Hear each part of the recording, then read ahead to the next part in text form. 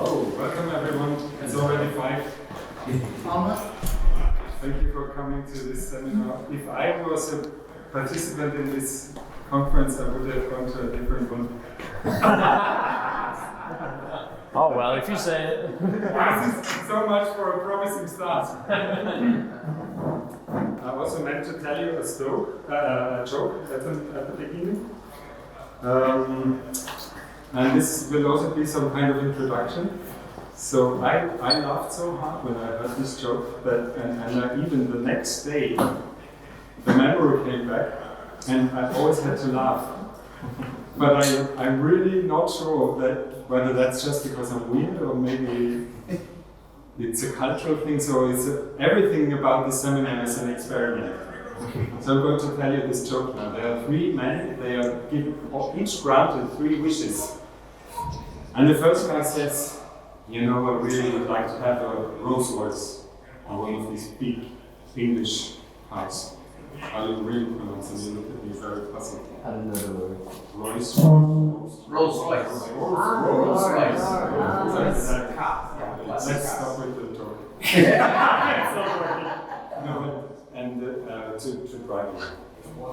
And the other one says, yeah, I would really like to have one of those Pacific islands, really nice island with a house on it. Okay, and the third one says, I would really like to have a hand as tender and as fine as that of a fish. And then the next round starts of wishes. First guy says, you know, actually for this car, I really would like to have a park, like one of those English parks, old trees and the grass like very trim to drive around. And the second guy says, on this island, I would really like to have a really modern villa that I can look out over the sea in the mornings. And the third one says, I would really like to have the back as tender and as fine as that of a fish. So the third round comes, and the first guy says, you know, on this park with my great car, I would really also like to have one of those mansions that I can live in and have tea and park the car. And the second guy says, on this island, I would really like to have a yacht that I can go out and sail around the island. And the third guy says, I would really love to have a leg as tender and as fine as that of a fish. And they all get the wishes granted, and they agreed on meeting again 1 year later to tell each other how it went. And the first guy says, you know, I wake up in the morning, I hear the birds. I open the windows, I see the trees and the grass glistening with the sun. And then I go out with my Rolls Royce, with my Bugatti, and I drive around. It's so wonderful. It's so wonderful. And the second guy says, I wake up in the morning, it's the breeze of the ocean, I can smell it. I open the windows and I hear the waves. It's so great. I look out into the ocean, it's beautiful. And then I go for a sail around my island. It's such a wonderful life. And the third guy says, I think I have wished for something really stupid.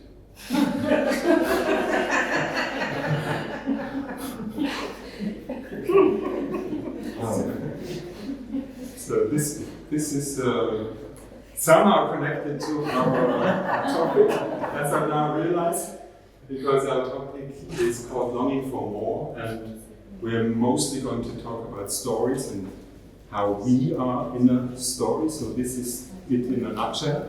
You are part of a story, and the author of that story has left clues that point to himself. But I want to start about thinking about stories and why we tell them. We're all really fired up from this morning for that. That's really great. And before we do that, I actually wanted to get you to do something as well. I want you to take a post-it note.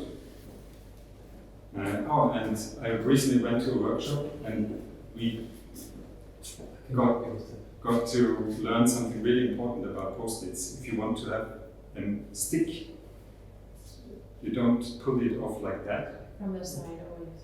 Yeah, exactly. That's what I learned there, and this is the most helpful thing you will learn this afternoon. From the sides. And maybe you can just write down one thing that you expect, one thing that you are interested in for this time together. And just put it on this wall. Oh, Christine is doing it for you. Thank you very much. Thank you very much.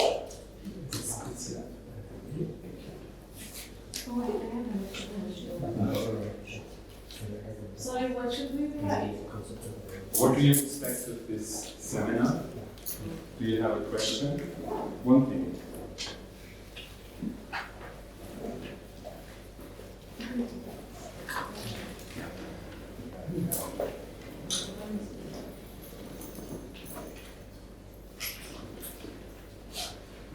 You know, I'm actually very old. When I went to university, seminar meant that people had to somehow do a bit of work. So that's what I'm going to do now. I'm going to make them work a little bit. It's not going to be a lecture. Sorry. You don't have to be sorry. Okay, thank you. Who said that? Thank you.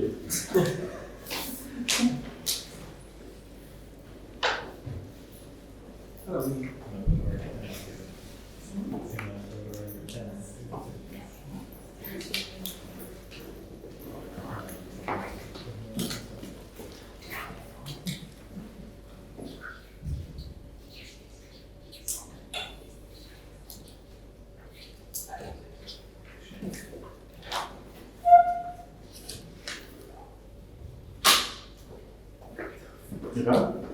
Just stick it up here.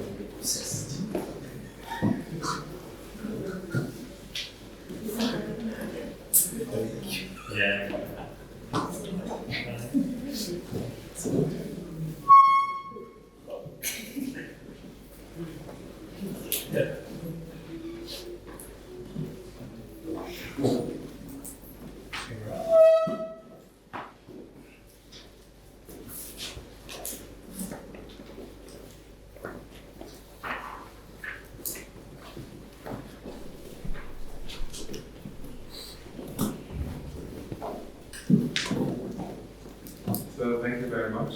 We will get back to that towards the end of our time. Did you write it on the wrong side?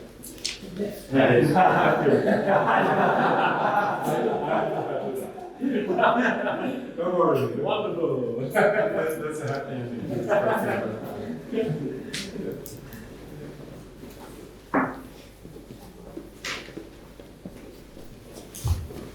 Okay, most of you don't know me. You got to know me a little bit already. I'm excited that so many of you showed up. A bit confused. I have not been to the photo conference for I think 10 years, so I have no idea how it's evolved and what you expect, but I'm going to hear your expectations later. It's really cool.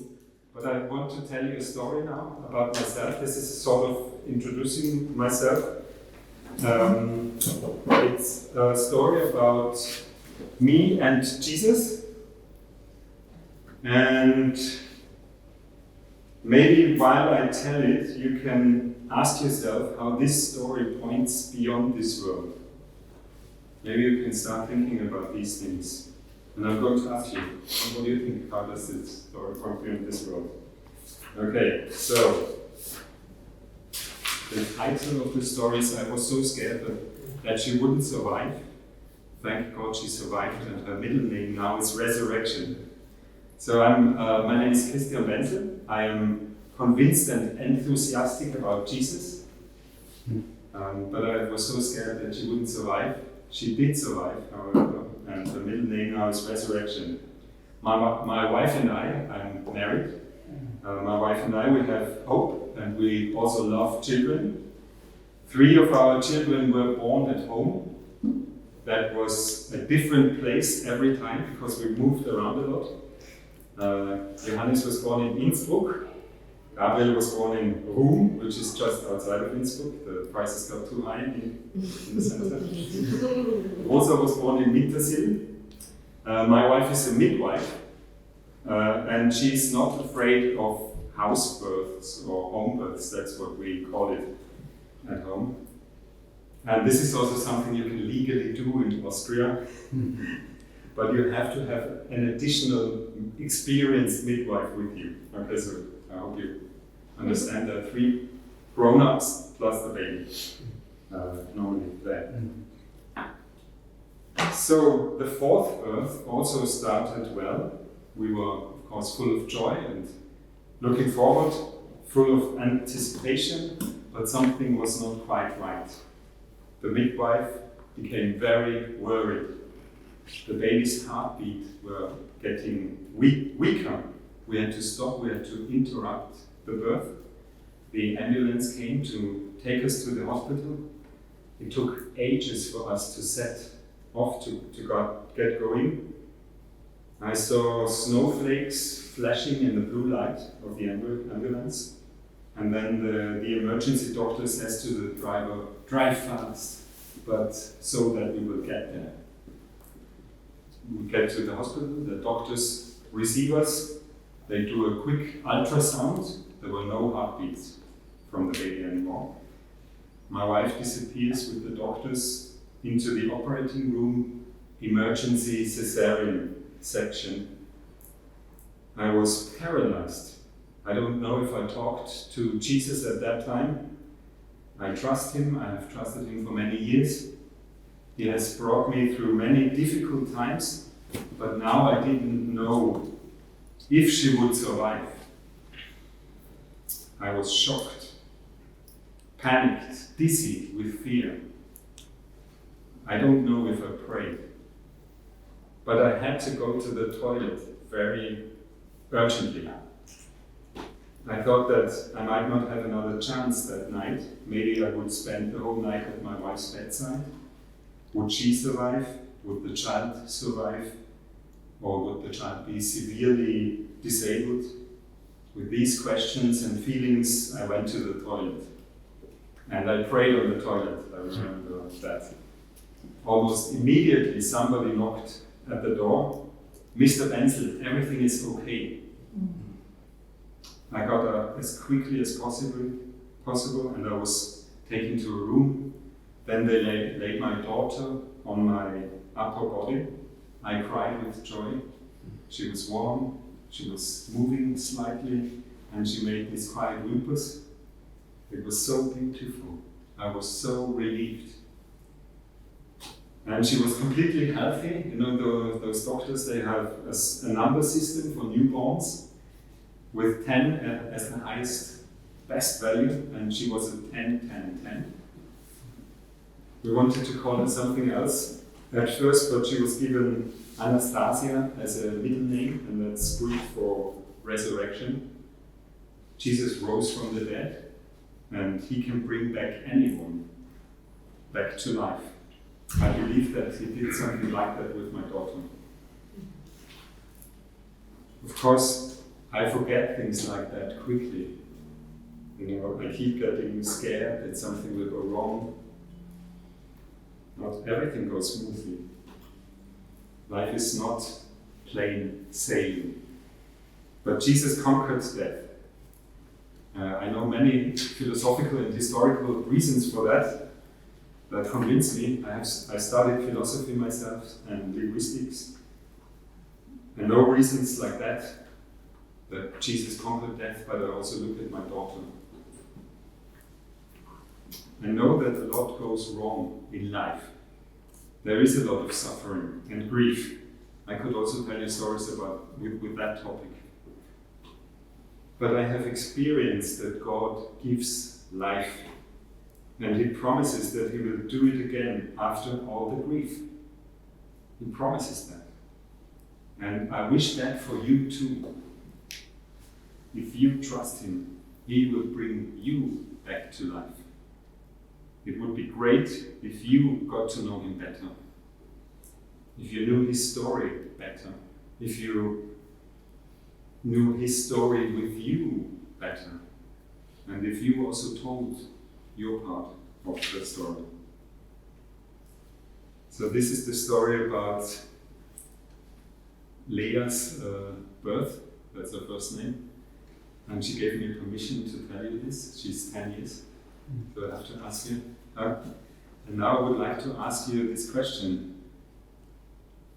How does that story point beyond this world? What do you think?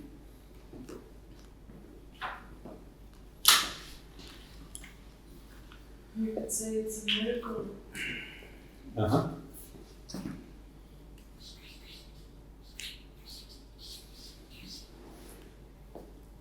It's also a story about your hope that is beyond this world. Yeah. Yeah, and it's related, all of it, of course, is related. There's this sense of dependence. So suddenly we realize that we are not on control of things, and we ask for it. Yeah. So we need more. Yeah. We can bring to the table ourselves. Yeah. Powerlessness. So, Yes. yeah. Powerlessness. Yeah. I'm reminded that prayer is a powerful thing. Prayer.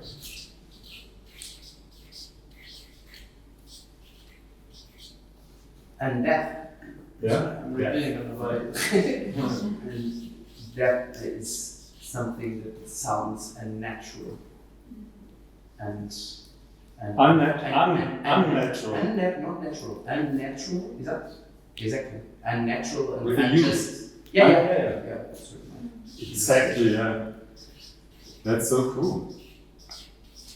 That's so weird. You know, everybody dies. Why do you think that's unnatural? But we don't think it's natural. We want people to live. Yeah. Yeah, but it was also about the story of a birth. It wasn't the story of a death, right? Yeah. So then it quickly can become the story of a death, but you were all waiting Yeah, for a new story life. of birth. New life started. Yeah, that you love Yes. someone that you haven't met. Yes.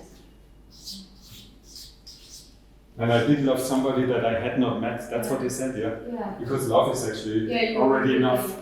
Yeah, Pointing you. Yeah. like you Yeah. were really worried about your daughter, even though you didn't. You know she existed, but you didn't know her yet. Okay, there was somebody else back. I was going to connect the death with birth. Uh-huh. Both of it is biological, but the way we feel about them shows that it's not just biology, it's so Yeah. much more. Yeah. Yeah.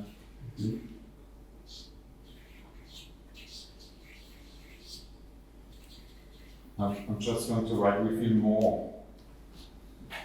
And a little stroke that doesn't do. They look at you that life is a gift of God. It's kind of.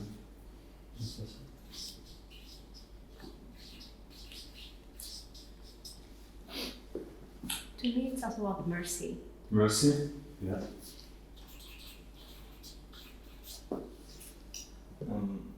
It's kind of like a battle, but at the same time, with the powerlessness from our part, it makes it hard to distinguish who's in this battle, who's fighting the battle. Who's fighting the battle? Who has the power? Yeah.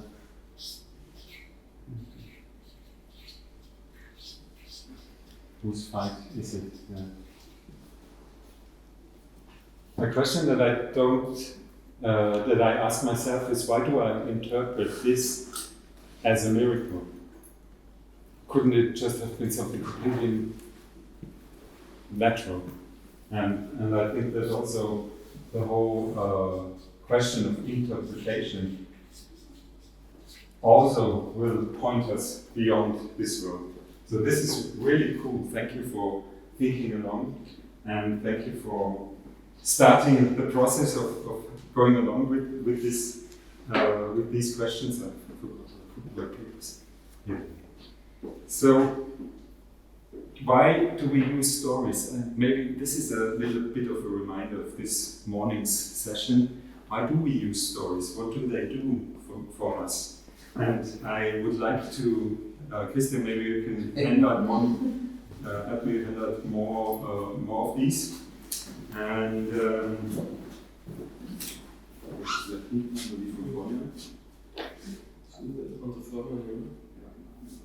let's take Christian says we have to take it from color because otherwise it's going to be so boring.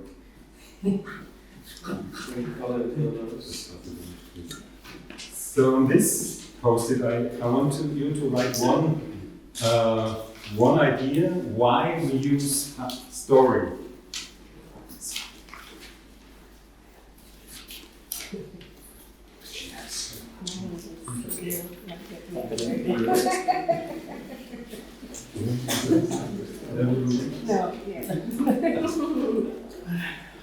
Okay, where are we going to put them up?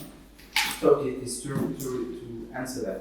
Yeah, why stories? Why did I tell you a story? Why do we use stories?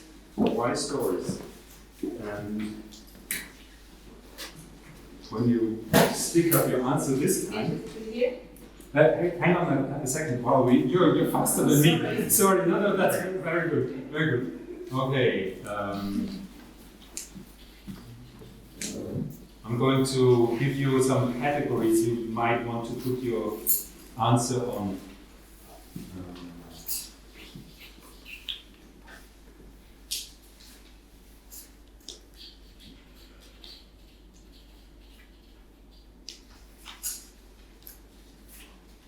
Okay.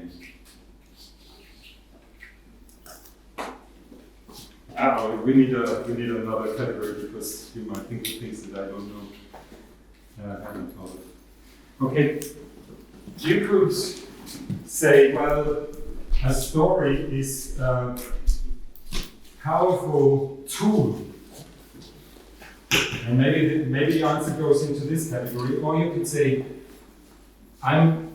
it's a great way to make an argument, to convince something, to convey an argument. You can say it's entertainment, it's entertaining. And you could say a story is the element of life that we live in as human beings. It's our life, that's why we use stories. And of course you can say something completely different. So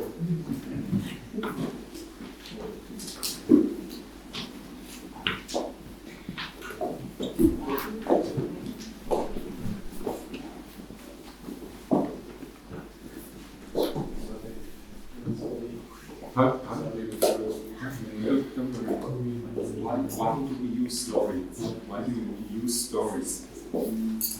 Why did I tell a story?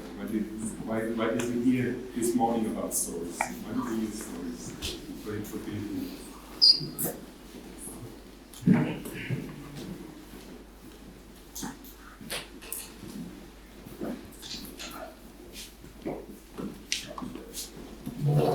So most of us think of stories as a tool.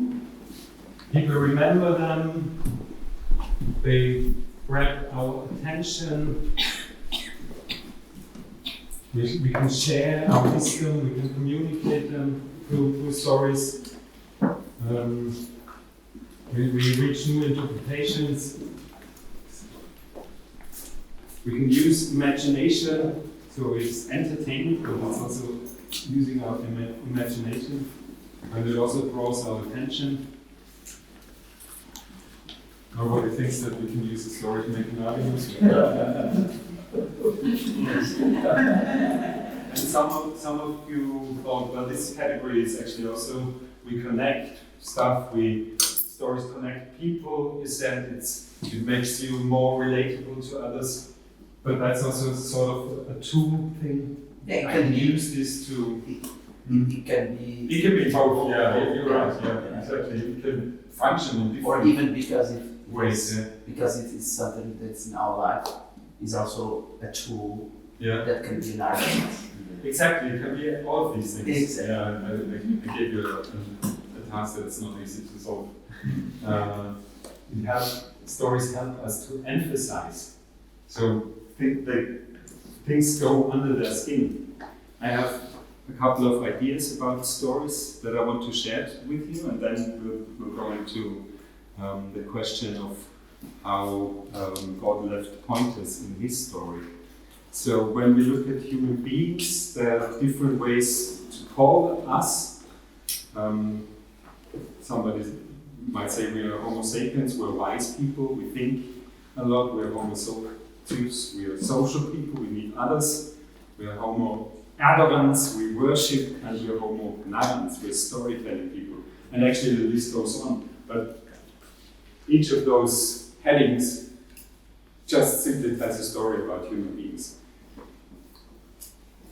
And stories is something we really like. This is just a refresher. It's going to be longer, but not as funny as this morning. So we really like stories. There are people who pay money to go to a guy who stands on the podium and simply talks for 1.5 hours. When people tell me that the age of monologue is over, I don't know whether they live in the same world as I do, because there are people who pay tens of thousands of people pay money to go to somebody who simply stands on a podium and talks. Maybe he sometimes will also sing a song, but mostly he will simply talk. Stand-up comedians, for example. So people pay money to listen to that. Obviously we like story, but I don't think that's quite enough. It's not saying enough about them. There's something really deep within us as human beings, like this author, she said that there have been great civilizations that did not use the wheel, but there have been no societies that did not tell stories. So that's something that connects us as human beings in a way. I think we were made like that by God. We are made in his image. We are made to reflect God, and that's why we are also creators, like he is a creator. Tolkien, the author of The Lord of the Rings, called us sub-creators. So we always, within his story, but we have this capacity to tell stories which are also creations in a way. I really like this. And when you look at the beginning of the Bible, the text at the beginning of the Bible, you see that human beings are makers. What do they make?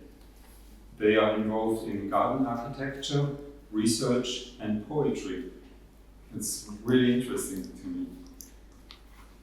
So we like stories, but stories also have power. That's something you wrote down on your post-it notes. They really have, somehow they have the power to captivate our attention. They have a pull. I think of my brother-in-law. He studied something to do with social something. Oh no, really. Or you study something like that. Or maybe if you do, it's really, really great. I can't remember what it was that he studied. And he studied in Germany. And in Germany, I think they had to be there, but they didn't have to pay attention to anything that the lecturer said. And the lecture hall was really a mess. Everybody was talking about something else. And the lecturer tried a couple of different things, and then he said, once upon a time, there was a little boy called Wing Tsung. He lived with his grandmother above the old laundry. And at the third sentence, everybody was listening to his story. And then he said something like that. not everything is as interesting as this story, but some of you would like to hear about social work. Please, I ask the other ones not to interfere with this, not to stop the fellow students from doing so. So they somehow have a pull. They grab our attention if they are told well. And they also have the power to influence our thoughts and feelings. They shape what we think is possible. We need more than just truth. We also need truth to be relevant and to touch us somehow. So they have power, but that's not it. They provide us with something essential. It's essential. That means that we need this as human beings for living. And what is that? We need meaning, we need hope, we need a happy ending. And that's what stories provide us with. So we cannot see ourselves as background noise, as random, chaotic, meaningless noise. That's something that we human beings are not very good at, seeing ourselves like that. We all somehow live in a story. And stories provide us with meaning. Because where does meaning come from? It comes from context. There is no meaning without context. There is no values without others, without a context. There's a saying for stage acting in Germany. I don't know whether this is also a saying all over the world or just something that the German-speaking actors will say. The saying goes like this: the others play the king. Okay, the others play the king. The way the other characters in the play act towards this one character, that makes him the king. So he can't be the king if there are no other characters in the play. But that's also true with all the other characters in the play. You cannot be that character without the others. You always need the context. And stories provide context. Let's lift an analogy from Glenn Scrivener. He's very far away, so sorry you can't. It's too late to go to his seminar. He actually made this analogy about science, but I'm going to twist it. Think of a researcher in the laboratory. She finds a rose at her workstation. And a couple of days later, she meets with this colleague and says to him, "Thank you for the rose. I really needed that exact specimen for my cell analysis." And he answers, "It was Valentine's Day." So without this context, she completely misunderstood the meaning of the rose. But there was a meaning to this rose, and it was dependent on the context. That's always the case. Meaning is depending on context. There is no meaning without context. And stories provide us with meaning. That's what they do. They manifest, they organize, they convince us of meaning. I really like this quote, and there will be a handout later. I forgot to tell you this now, everybody is relaxing. There will be a handout. Actually, there is a handout. I made a handout, but it's it's so chaotic. Don't tell anyone. But almost nothing is on the handout. The real handout is something that you will get after this seminar. You can download it later. So you can take a look at Nate Morgan Locke's brilliant video essay about stories, in which he says the story is a meaning organizer. That's what stories actually do. And we all need this context. We long to be connected. We long to be. It's only publication. The real one is much. Like 25. The philosopher Charles Taylor he said that we really long to be connected. We feel joy, we feel inspiration, we feel significance if we are connected.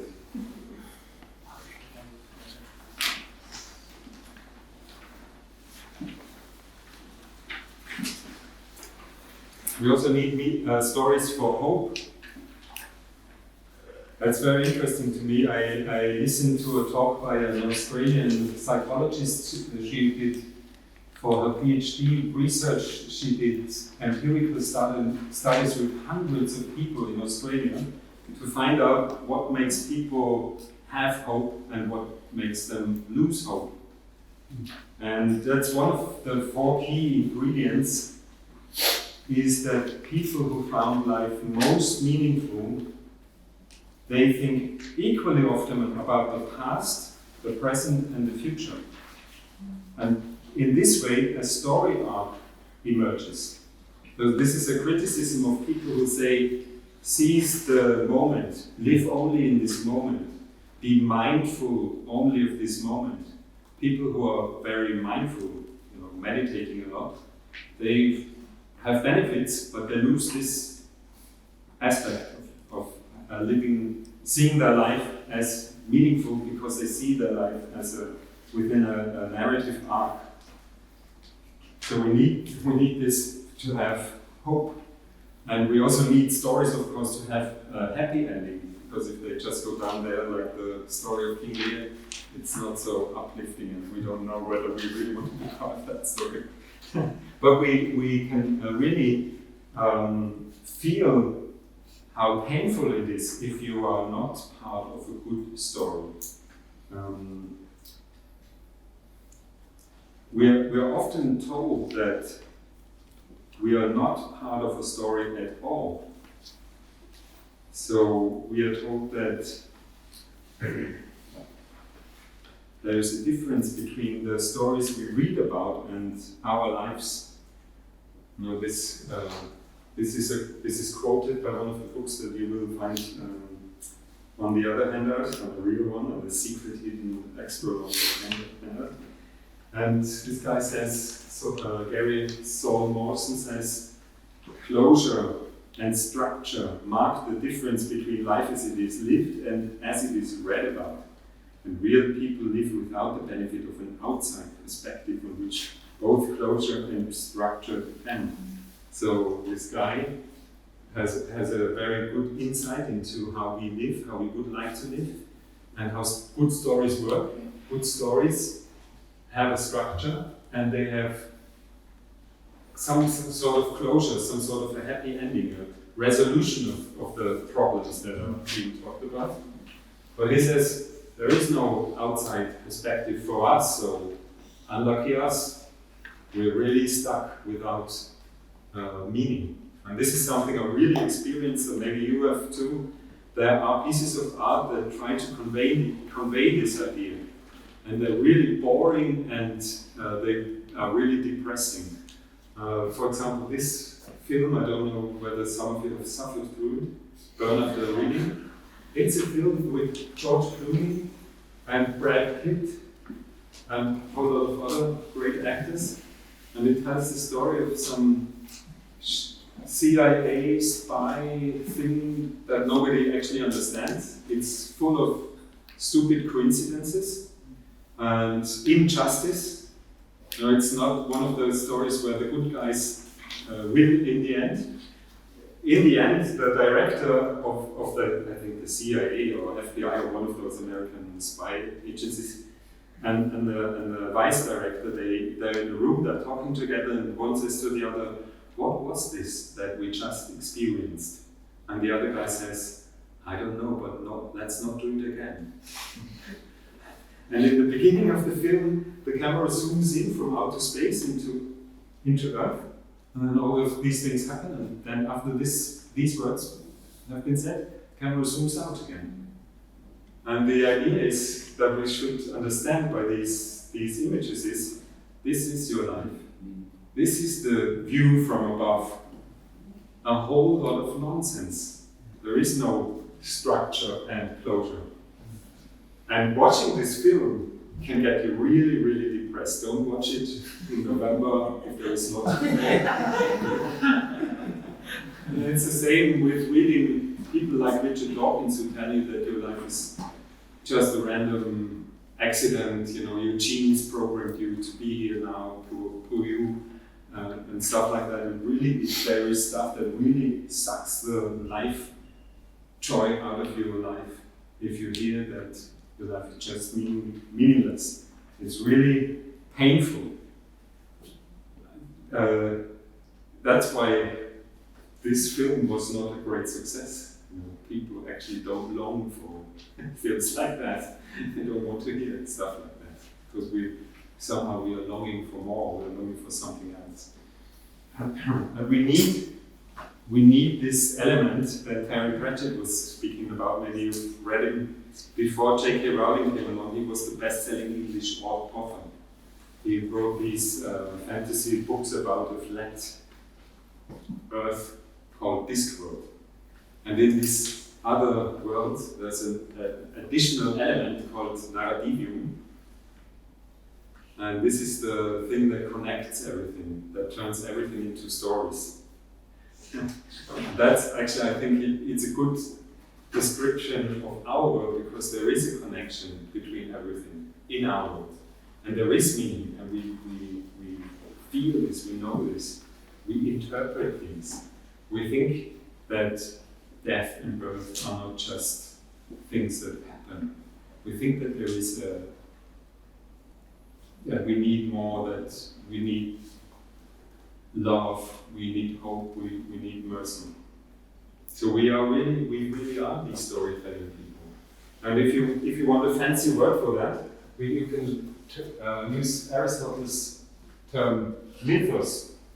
So since we are on the FOIA network, you all read these resources, and you know that Aristotle in his rhetoric he has 3 elements. Logos, this is convincing people with rational arguments. This is, the logical presentation of syllogisms and stuff like that. Logos. The second thing is pathos. Passion. You show that you're in it, that your topic is really important to you, and this is where all the emotions come. And the third thing is ethos. This shows that you are a person of integrity, and that you are a person who has studied philosophy and linguistics, and you wrote a dissertation on the topic of truth, and you have given talks like that for 20 years, and you're respected, but also very humble. So this also will strengthen your efforts. But he also, apparently, I've never known about this until I read McGrath's book about narrative apologetics. And he also used the term to talk about this connecting element that we are talking about, the narrative dimensions of drama, the need for connectedness, and he called it mythos. I don't recommend using this because everybody will think you're talking about fairy stories, which is not what he was talking about. So we need this, we need stories for all of that. But that's not even enough. When people talk about the need for stories for human beings, and they stop with something like they are really good at grabbing people's attentions, they're really good tools. They are really good tools, but that's not it. I have to think of this football trainer quote. Allegedly, he said, there are people who think of football as a matter of life and death. I'm very disappointed at this attitude. I can assure you it is much more important than that. And that's also what I think about story. It's much more important than that. Stories, we don't only like them, they don't only have power, we don't only get what we need is essential for us, we also live in stories. All of us have some sort of story that we live in, and that's true for everybody, also those people who say there is no meaning for life. So the question is, which story do we live in? There are a couple of suggestions of different stories that people think of as existing in our societies, and I think we should be really aware about these. There's also a very good talk by Cass Dodds, I think is her name, from the Foyer, on the Foyer YouTube channel, where she goes through 3 different stories that people live in. I really love that talk, I can really recommend it. So this is why stories are important. And now we're going to look at how they point beyond this world. We're going to skip all this different story stuff, because you can actually look at this great thing. Now I want you to think of the story we live in. This is a story. You are part of the story. I'm not talking about this seminar. I'm talking about the sea and the sunlight and these tiles underneath. This is a story. People next to you. You're part of a story. And there are pointers to God, who is the author of this story. And now, let's take a look at one passage from the Bible, where we get a couple of ideas how what clues we could look for. And I want you to take a look at them in pairs, 2 or 3 people together, and think about what pointers are talked about here. So this is from when Paul and Barnabas, they're on the countryside. They're not talking to the philosophers or the people who know the Old Testament. They're talking to farmers, to pagans. They're talking to people who are not touched very much by the story of the Bible.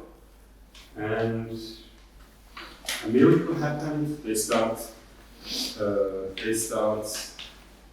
offering sacrifices to Paul and Barnabas because they think the gods have come down to earth again.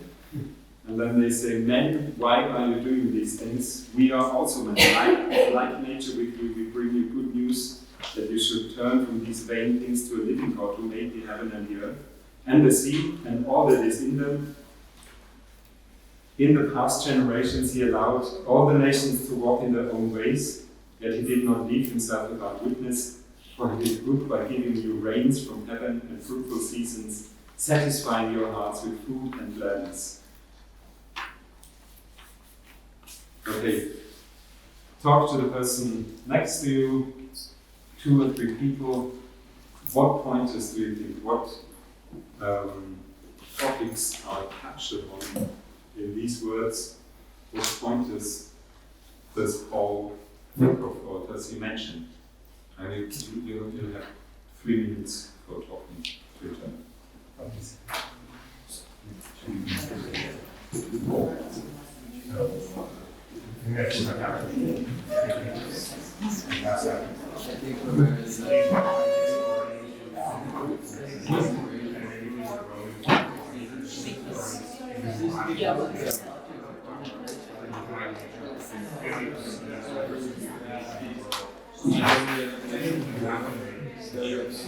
think a lot of some parts of God, like the easy podcast, the sort of root the things we seem to take for granted, even though they have this valuable I feel like they're just offended for lives. That's I think actually the food they got in the rain and everything, the rock seeds, people the fact that it's God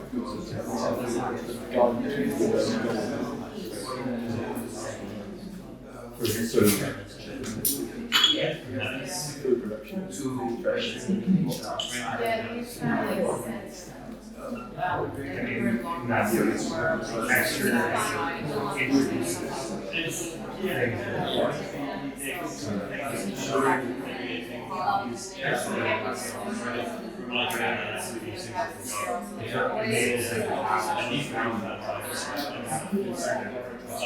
Yes. Yeah, like a nice testament to the fact that God is name. Also, yeah. It's like point is like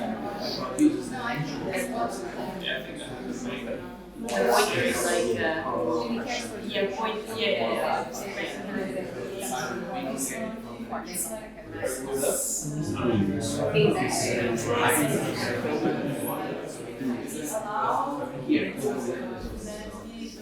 And I guess we could say that today, I guess they got it away.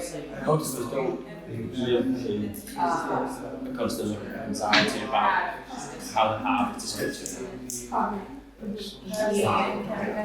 maybe now the world is It's actually recognizing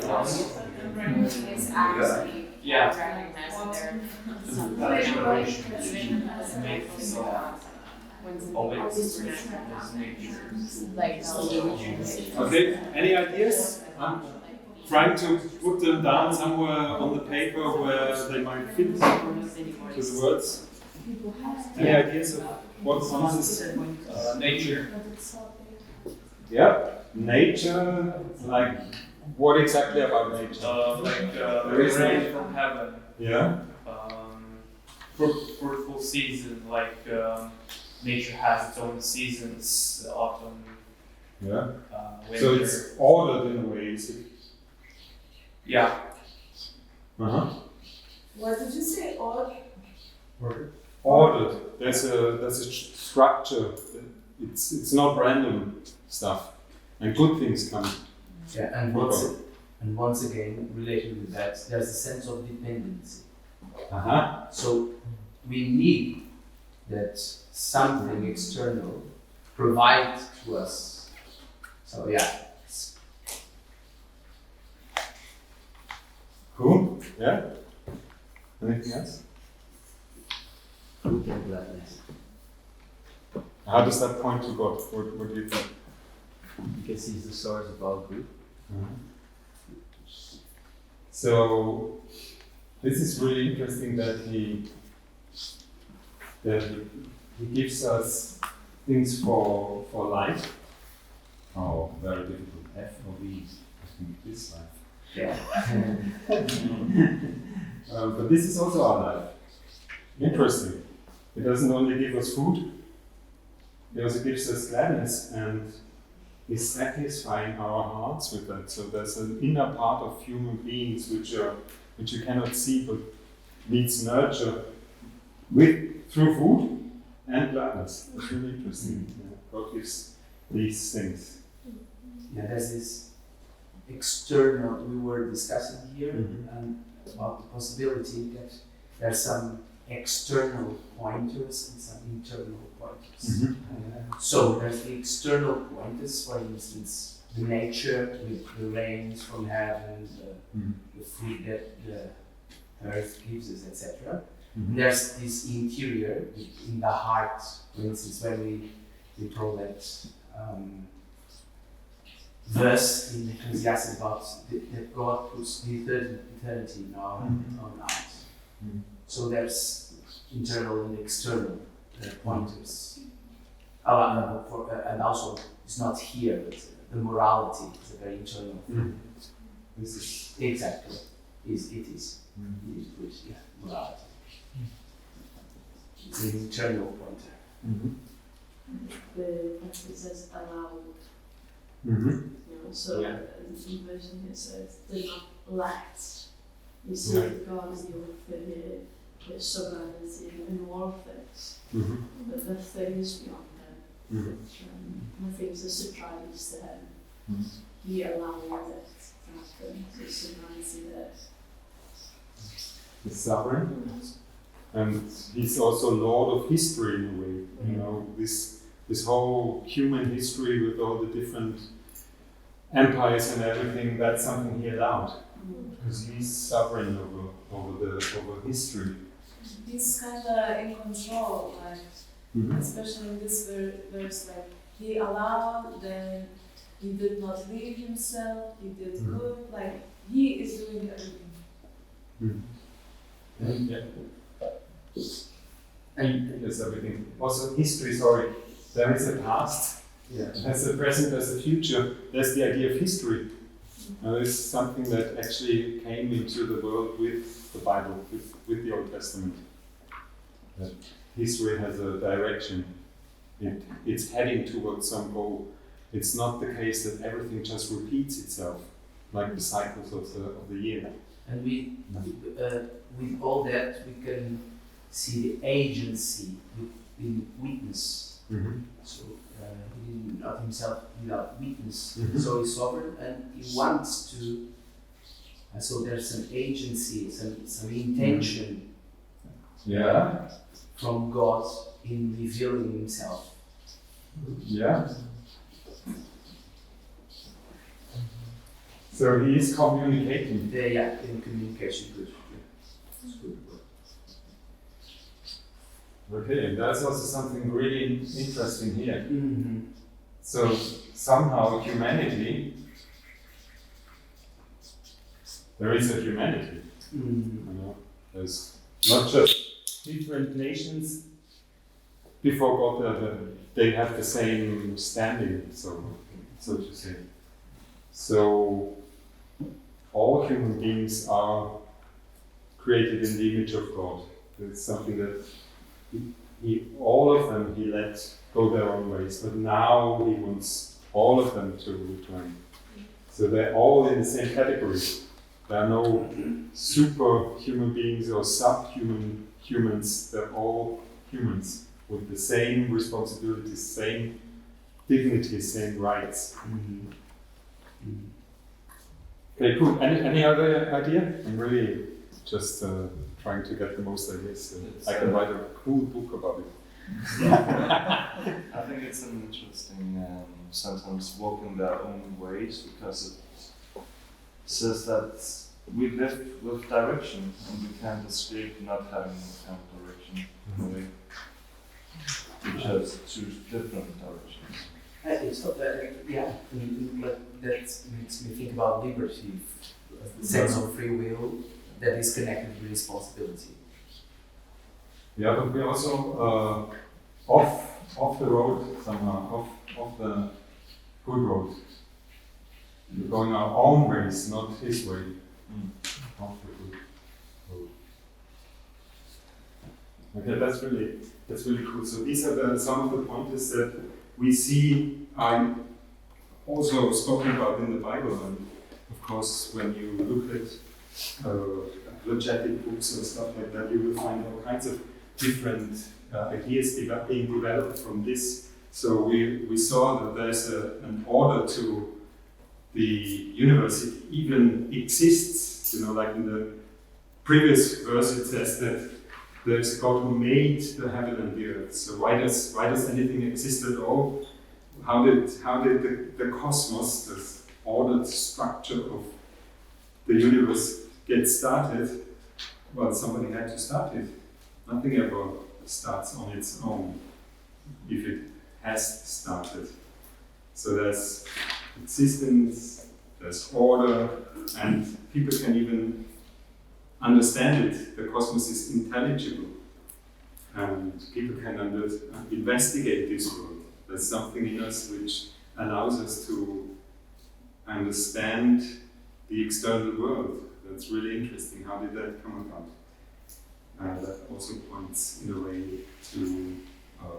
to God. He made us in His image, and that's why the same way He made the world, He also made us in a way that we can understand this world. And so the question of why is this universe intelligible, understandable, is there's an answer to that question. Then people are persons with freedom, with dignity, with rights, and that's pointing beyond mere physical reality, of course. People experience consciousness. It's so weird to think that anyone could ever believe that matter is all there is when they have to believe it. You know, there's something that's non-physical about a thought. You know, you can cut off my brain. You can even determine all the different electrical impulses that go through it. You will not know what it feels like for me to have this thought. My thought is something transcendent. It's not just a physical thing. And we really need this intentionality, this meaning. It's something that human beings just do. We take for granted that it is there, but it cannot be there just on its own. It's not, meaning will not arise from a couple of coincidences and stuff like that. Meaning is depending on context, so you need the context of God's bigger story to allow you to be a person who experiences meaning. And also objective ethics, he did us good. There is morality, and people know that there is a difference between good and evil. They don't always agree on what is good and evil, but they know the difference. And there is no natural explanation for where objective ethical values come from. They don't come from social agreement, because even if all of the world would, decide that it would from now on be good to torture children for fun, it would still not be good. It would be still objectively, really, forever, for everybody, in any circumstances, it would still be wrong to torture children for fun. There are objective moral values, and they don't come from nature. So we actually experience a lot of transcendence just when we think of how we experience this world, how we use language, how we know about the difference of good and evil. But we also have this deep longing for more than just that. We'll look at that in a couple of minutes, a bit deeper. We also know that we are miserable and in need of salvation. So he let us go our own ways, but it was not a good way. This is not a good way if you have to offer sacrifices to the gods, and they sometimes want to help you and sometimes they can't be bothered because they're not good. They do whatever they like, and we suffer, but it's not good. We're miserable. There's something wrong in this world, and there's also something wrong with us. We went off the road. We went in a bad direction. People are miserable, and we know it. Pascal was speaking about human beings showing the miseries of a deposed king. So in us, we see somehow, we feel that there's something in us which is off, but actually we have this higher calling. We should be kings, but we are deposed, and we are miserable. We are in rags. That's what Blaise Pascal said. So, and we also in need of salvation. I recently read an argument for the gospel simply by the story of the gospel, and it goes like that. Imagine that we play a game of basketball, and I have an accident. And actually, that's a very fitting analogy, although it's actually from this author, because basketball really is the game of evil. I hurt myself so badly playing basketball. It's really an evil game. So I collapse, and you're all standing around, and somebody says, it's nothing, just get up and walk it off. And somebody else says, you have to take an aspirin and you will be fine. And somebody else says, come on, I'll give you a massage and you will be fine. And then somebody says, no, stop everything, we have to call an ambulance. You cannot feel your legs and you cannot move.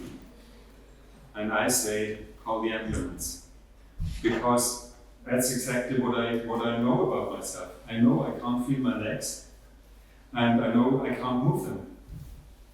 So suddenly there's this guy, or this lady, she says she's a doctor, and she has the right diagnosis. She knows about what's going on inside of me. And she also has a therapy. She has a suggestion what to do now to make it better. And that's what this author said is his argument for the truth of the gospel, that people know what's going on inside of them. And then somebody is coming along and telling them, this is what is going on inside of you. You know you are miserable, if you use the words by Pascal. you know all about that. And there is a unique insight into who I am, into my inner state, and there's a unique offer of salvation. So this actually makes sense to trust this guy. That's one of the arguments. I put it in the longer handout for you as well. And also, we see in this world that people change when they meet Jesus. History is changed through a crucified working class slave and his followers. And Jesus died the death of a working class slave.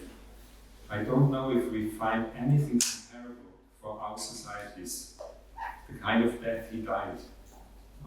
Just off the top of my head, if you hear about a homeless person who froze in winter on a bench, this is probably one of the most lonely and pitiful deaths you can think of, meaningless. But that's nothing compared to what Jesus says that meant to the people at that time. It's really the worst kind of death. And this guy and his followers who think that this guy is special, they changed the world. They changed the world so much that we think that human rights and equality and liberty and democracy and all these things are normal, which nobody ever thought before Jesus started changing our society. But he also changes individual people. People like the guy I was burying. I sometimes do also funerals in our church, and I was standing at the open grave, and what's the guy's name? What do you call the guy who is the business putting? The undertaker. Thank you.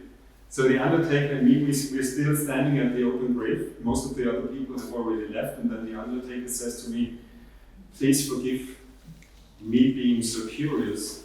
I have one question. Mafia or Foreign Legion?" And I said, "What are you talking about?" And I stand there, and he said, "I don't understand. What could you please explain?" I thought, what's he talking about?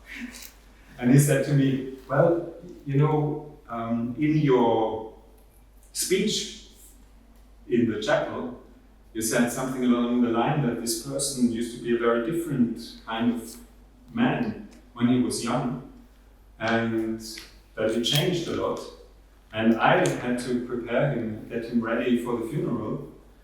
So I saw that he has these very specific tattoos. And you only get these tattoos if you're in the mafia or in the Foreign Legion. So which one of them was it?" And I said to them, I don't know, but what I really do know is that this guy was in prison when he was a younger man. I don't know why he went to prison, but I know that it was at a time when he was out again. He was drunk in the morning. He stumbled out of the cafe where he had too many beers in the morning, and there was this March for Jesus walking past.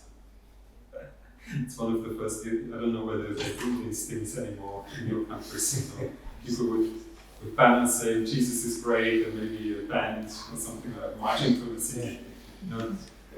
Really crazy stuff, really wild, those 80s.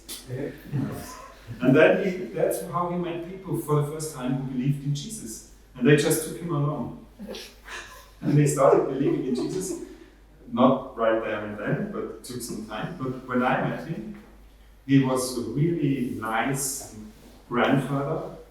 He loved flying kites. He loved Elvis music. He was very funny and very generous and kind-hearted. So it was really different. And this is something that happens with millions of people all over the world, that their lives get changed when they meet Jesus. So these are all pointers towards God through his story. But I also want to give you this traditional argument from Longing. If you want some more formal way of thinking about this, some more logical way of thinking about this, the argument from Longing It starts with the observation that we have longings which don't find any fulfillment in this world. So people do experience a lot of transcendence, a longing for transcendent things. They experience a longing for absolute justice, for complete justification. You know, they don't call it like that. Justification is a theological, technical term, but they really long to hear the voice that says, I know everything you did, it's okay, I forgive you. That's a deep longing that many people have. And that's a longing for complete justification, you can call it like that as well. People long for love, limitless love. They long to live for eternity. You know, that's why we don't think that death is natural. We sense there's something off here. People are meant to die, actually. It's something horrible. People long for meaning and beauty that goes on forever. So this is something really puzzling to have a longing like that. Beauty is something puzzling as well. You know, when I still lived in the Pinzgau, where Christian is from, we went to the Pihacker. This is a mountain in Mittersill. It looks like the Matterhorn. It's really like the Schachmiedel from down. And so we hiked up there, and we looked. When you stand on the top of the mountain, you can look down, and the birds are flying hundreds of meters below, and some clouds are down there. It's a death zone. You cannot grow any potatoes up there. You cannot put your car up there. It's a death zone. Still, we think it's beautiful. Why? It's really strange that we look at poisonous animals and deserts and think, wow, how beautiful. It's really weird. But this longing is even weirder, that we long for something that is beyond this world. And that's something that many people have experienced. Now, it's the case that every longing is caused by something real that can fulfill this longing. So if I am thirsty, it doesn't mean that I will drink. But if I am thirsty, it means that I am a being who somehow is made to experience drinking water. So thirst, this longing for water, points to something that can cause this longing, and also to something that can fulfill it. Dramatic action. So glad I brought it. So this is the same with any kind of longing. Now there is something that people long for, and you will find hundreds of quotes that will help you substantiate that claim, and I also put the most important quotes in the longer handout. And if you take these two together, well, it points to something real beyond this world which can fulfill this longing. So this is where all these famous quotes come into play. You know, it does not go back to C.S. Lewis, but he's the one who made it most popular in the 20th century, probably, this argument. And he says, if I find in myself a desire which no experience in this world can satisfy, the most probable explanation is that I was made for another world. Just think about it. Just ask people to think about it. And of course,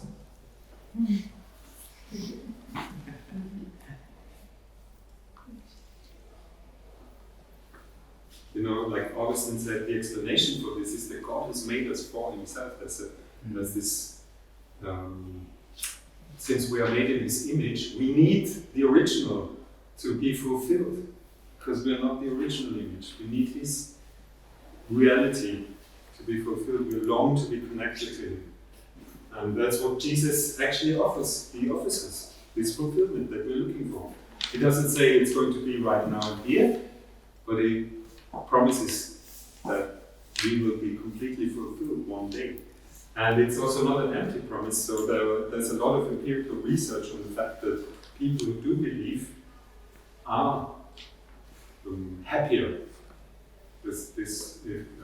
You will find lots of quotes, even in English, on my website, although the whole thing is in German. But I realized recently that this longing for something more is not only human longing, because in Romans 8 it also says that the creation waits with eager longing. So whatever is off with the creation somehow needs to be fulfilled, and there will be a fulfillment one day for that. So there are pointers to God through his story, and just to not make us skip dinner, I think one conclusion for us is that we should tell the story and we should try to connect with these longings. And we already fired up for telling stories of this morning. It was really fantastic. But I just want to remind you that God actually does tell stories. So when you look at the Bible, this is a sort of a diagram which shows you the length of the Bible books. And all the things are circled in red I count as narrative. But everything is in a narrative context, with bits of poetry in between, and letters are also half of a conversation, half of a story. But God also tells stories. You know, the temptation of Jesus.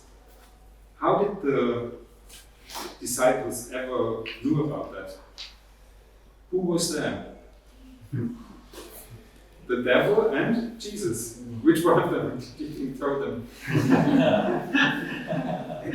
So he told them about himself many times, but of course he also told many stories, like when he says that he's a good shepherd and all the parables and everything. So Jesus told lots of stories, but I think that this is we have to get a bigger picture of it.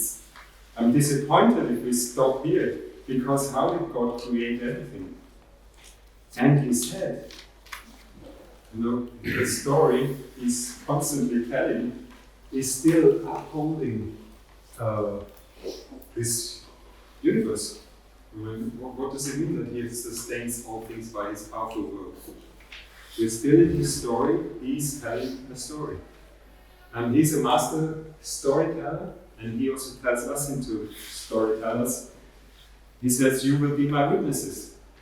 Well, what is a witness? A witness is somebody who tells the story of what they have seen or heard, what they have experienced. That's a witness. I don't think that when Jesus says, you will be my witnesses, he means that you will say, I believe in Jesus. I think that's good if you say something like that. But I think that he expects you to tell a story about what you actually saw, heard, experienced about this Jesus. And this is something really powerful. What do you think? What do you make of this verse when it says in Revelation, they have conquered him by the blood of the Lamb and by the word of their testimony?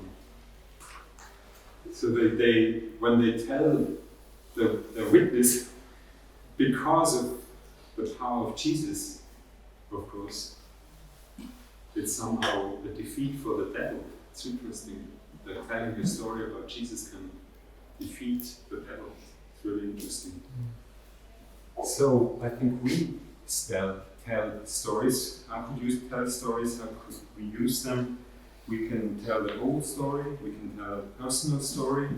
We can tell the story of the people that we think they live in and show how there are cracks in their stories. We can take the things that Paul was speaking about, that are true about human beings, that we long for, and tell them how in the Jesus story they will get satisfied. So this is how we could tell stories and how we could use stories.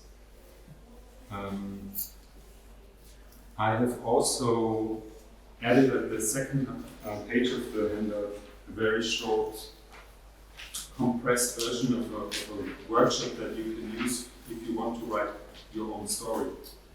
If you want to write a story like I did at the beginning of this seminar, this is what I used. It really helped me, because if I sit down and think, I have to if somebody comes up to me and says, "Tell me a story about Jesus," or do you know Jesus? What did you experience with him? My mind would go blank. So I have to have help. I keep forgetting these things. And when I worked through these questions in this workshop, many memories came back to me.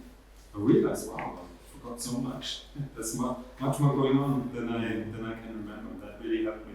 And if what we heard this morning was also very brief, if that it's not enough for you to write down a story that can be helpful, you will find a little bit more guided way of finding a topic and telling the story, how you can refine it, how you can check whether important elements are there. I put that on the handout for you. So this is our seminar so far. We are still going back to the expectations. We still have time for that. If you want, you can of course contact me.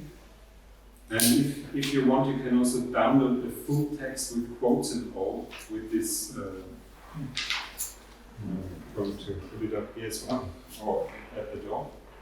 This QR code, which sign is upset.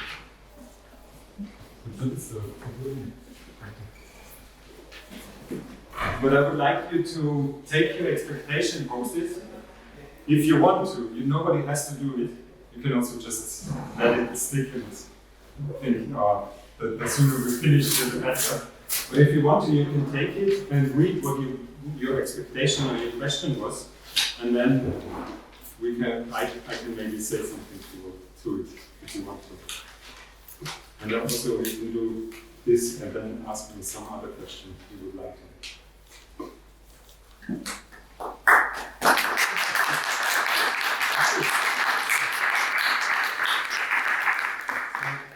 You can do that if you want to.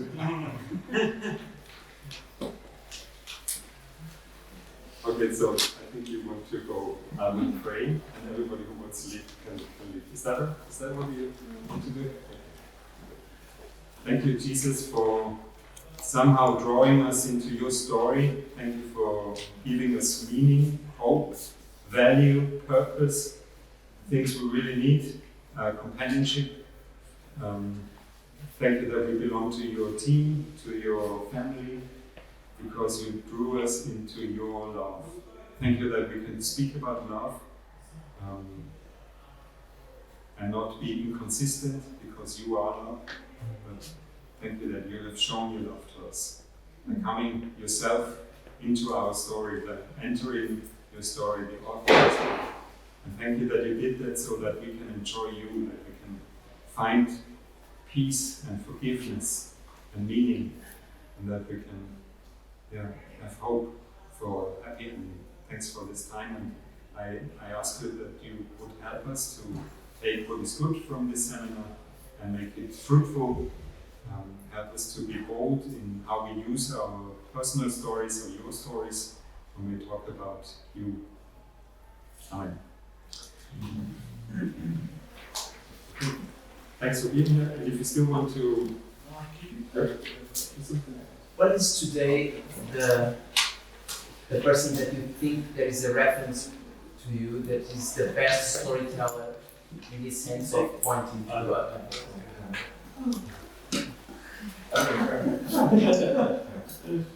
It's not like I have the complete overview of my own. Of course, it's a subject. A guy that I really honor and respect is a German Bible teacher called Ulrich Balzani. He's about 120. I think he's 80. And he has a way of opening up the Bible and simply speaking about it and telling you what is in there. It's so natural and it's so great. I really enjoy it. And also Matthias Clausen, whom we heard this morning. You know, if I have to prepare a new topic, I look, is there a talk by Matthias anywhere? Because I know that this will be so good. And it's great that we are not in this business where we have the copyright and we have to ask the copyright owner, can I use your example, can I use your phrasing? We all in this together, so we keep constantly stealing from each other. and using others' ideas, refining our own. So I think the piece is really cool. I really enjoyed it. Yes, please. So my original question was, how can we as Christians ignite and also encourage people's desire for edifying and beautiful experiences? I was just wondering, there are sort of current social context, Christians, I think, have largely taken a backseat from the creation of culture, and now what we see is like Hollywood movies that promote very values that are antithetical to Christian values, or there are very few popular Christian authors, and like C.S. Lewis says that there are these sort of central figures of Western culture or culture globally. I was just wondering what you think about that. Do you think that we as Christians need to try and produce these beautiful cultural works again? Is that the way that ignites this desire, or is it entirely different way? Yeah, we have to do it. I recently read the Wingfeather Saga. Has anyone read it? It's Wingfeather Saga. It's a fantasy book for children. So amazing. The author is a Christian, but he's not putting Jesus into the story. So it's a really great story on its own, but it transports Christian values. Sometimes it's explicit. I remember especially the grandfather telling the children, if we ever get lost, if I die, and you don't know what to do, don't follow your heart. Your heart will betray you. Do as your father would have you do. Do as your mother would have you do. Okay, this is, wow, yeah, that's true. It's brainwashing kids. Yeah, but we can call it brainwashing, but that's the power of every story. So no matter which book they read, the story will somehow shape their hearts. And this is not only done explicitly, but also the whole story, narrative arc also conveys this message that your heart will mislead you and you need help from God, you need grace. So that's, there are stories like that out there. And I think we have to engage with them. I also, another idea I have is there are really good films. They're not just the normal films, but there are really good films which really make you think about stuff, like Everywhere, Everything, All at Once. Yes. It's a fantastic film, and it talks about the power of love and about the danger of legalism and all kinds of different things. Only ever saw it once, but I thought, wow, this is it. We could gather Christians and their friends and watch this film together, but then talk about them. Who's your favorite character? What values does this character have? How does he or she react? What's the point of the story? What does the filmmaker want to tell us? And what do you think about it? So there are ways of engaging with beautiful cultural things that we really need them. Yeah? We really need them. I really love what I was in the rock seminar after. But I really love the stuff that Glenn Scrivener is doing with Speak Life. He has this YouTube channel. I really love what his colleague Nate Morgan is doing, the Reformed Oncologist. So there are people talking about stories, the power of story, power of beauty, power of ethics in our society. So we really need this. People who are in touch with society. But maybe you have great ideas which do you know anything that you could recommend? That's a question. I think most of the Christian stories that I like to read are older, I would say. But one thing that I have liked to recommend people, which is sort of out there, the author Umberto Eco, who is only tangentially a Christian, I think. He wrote a book called Baudolino, which is about Christian mythology in the Middle Ages. And I think that is just a super mysterious book, and if you get people reading that, then they have a whole bunch of questions to ask. It really ignites this search for beauty and history. And his PhD thesis was about aesthetics in Thomas Aquinas. Yeah, he's a semiotician. Yeah, exactly. So for me, I find him really Interesting. That's cool. But he's not. Yeah, I think that we sometimes settle for really shallow stuff, Yeah. Mhm. and that also that kills the aesthetic taste within us. Yes. You know, and with every kind of art, it's like your first taste will be like the first taste of coffee, and once your senses get refined, you can really enjoy a really good coffee.